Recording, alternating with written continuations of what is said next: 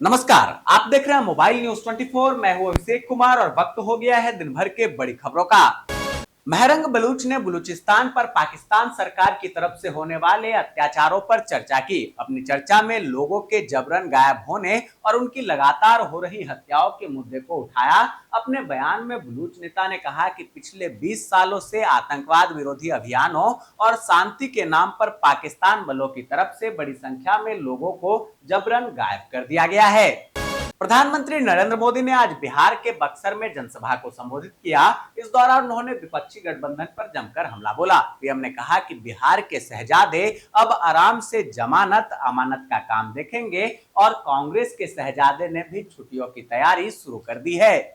कश्मीर में मतदान के बीच बड़ा हादसा हुआ, जहां कुलगाम से श्रीनगर जा रही गाड़ी निपोरा इलाके में अचानक फिसल गई। इस घटना में 4 लोगों की जान चली गई है, जबकि 3 लोग गंभीर रूप से घायल हो गए।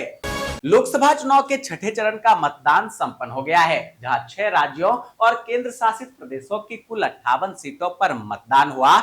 इस दौरान 64.1% तक मतदान होने का अनुमान लगाया गया है।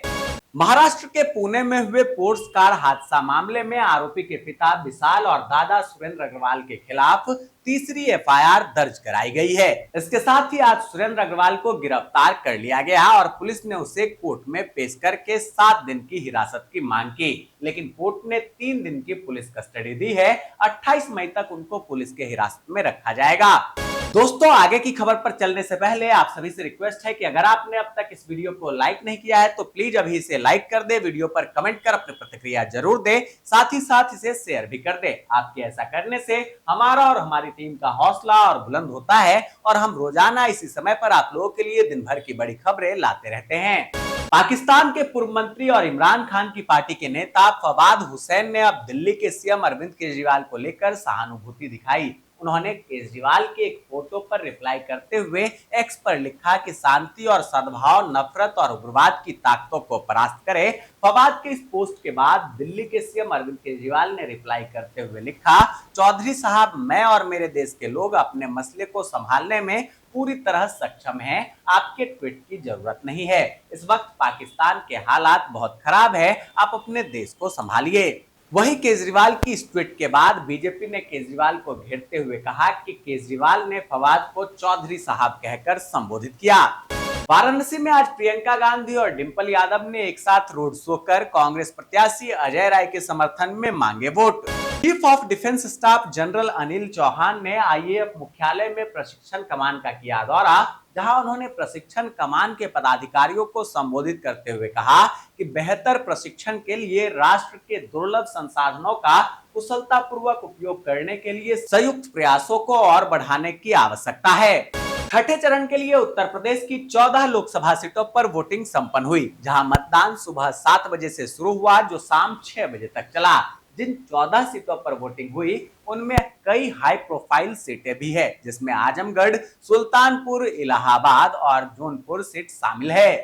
प्रधानमंत्री नरेंद्र मोदी ने बिहार के काराकाट में राष्ट्रीय लोकदल के प्रत्याशी उपेंद्र कुशवाहा के समर्थन में एक जनसभा को संबोधित किया। इस दौरान उन्होंने लालू और तेजस्वी यादव पर बड़ा हमला बोला। पीएम ने कहा कि बिहार के लोगों से नौकरी के बदले जमीन लेने वाले लोगों का जेल का काउंटडाउन शुरू हो गया है। हेलीकॉप्टर का चक्कर खत्म होते ही इनके लिए जेल का रास्ता खुल जाएगा।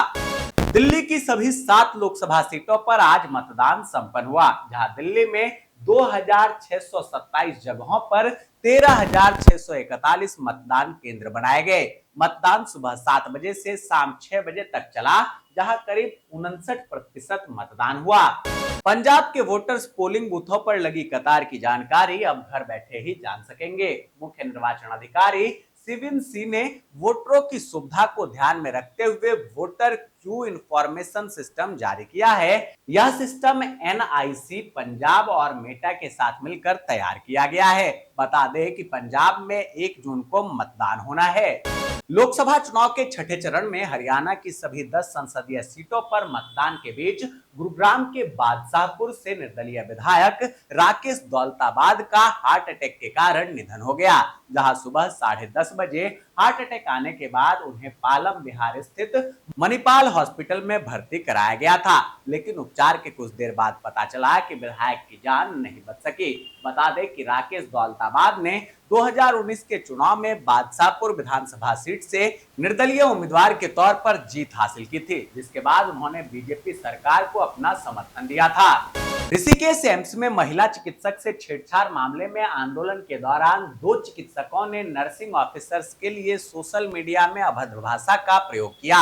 अब उनके खिलाफ कार्रवाई की मांग को लेकर नर्सिंग प्रोफेशनल डेवलपमेंट एसोसिएशन के आह्वान पर एम्स के नर्सिंग स्टाफ सुबह से ही हड़ताल पर चले गए हैं, जिस कारण मरीजों का बुरा हाल है। छत्तीसगढ़ के बेमेतरा से बड़ी खबर सामने आ रही है, जहां प्रदेश की सबसे बड़ी बारूद फैक्ट्री में धमाका हुआ है। इस घटना में एक व्यक्ति की जान चली गई है और 6 लोग घायल बताए जा रहे हैं। घायलों को अस्पताल में इलाज के लिए भर्ती कराया गया है।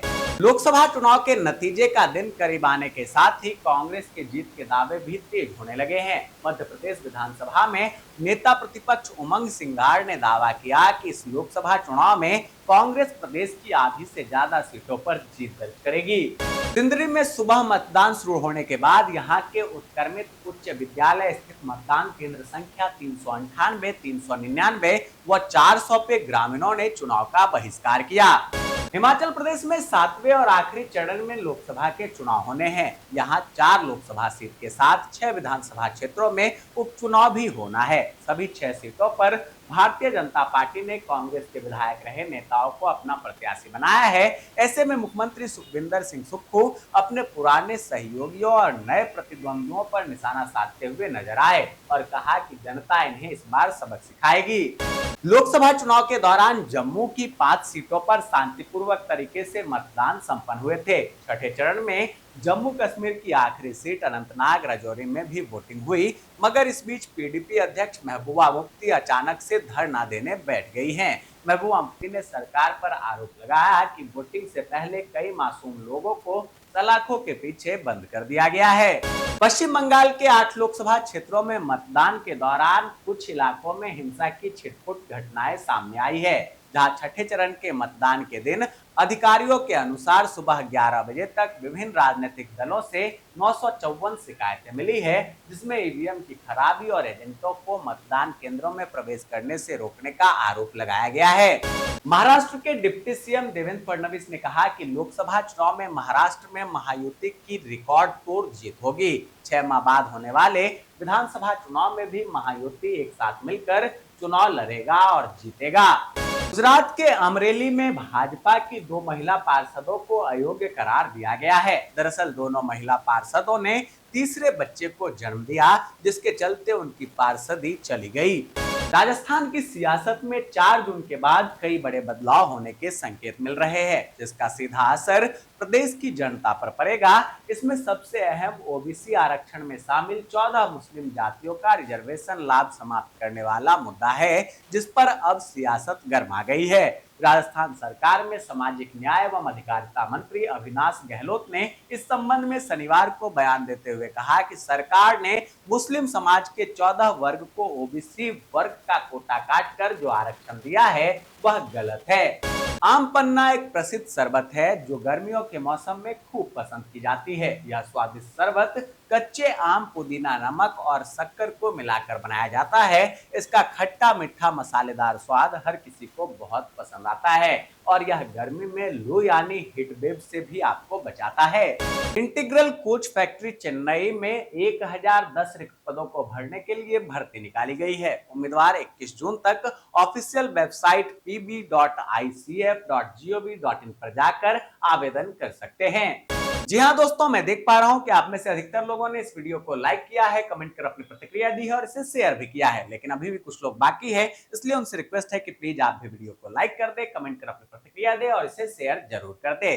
दोस्तों, ये थी दिन भर की बड़ी खबरें। ऐसे ही खबरों से अपडेट रहने के लिए चैनल पर नए हैं तो अभी चैनल को सब्सक्राइब करें, नोटिफिकेशन बेल के ऑल ऑप्शन को दबा दें, वीडियो को लाइक और शेयर करना बिल्कुल ना भूले, ताकि देश और दुनिया की तमाम खबरों से आपके साथ साथ आपके जानने वाले भी रह सकें अपडेट।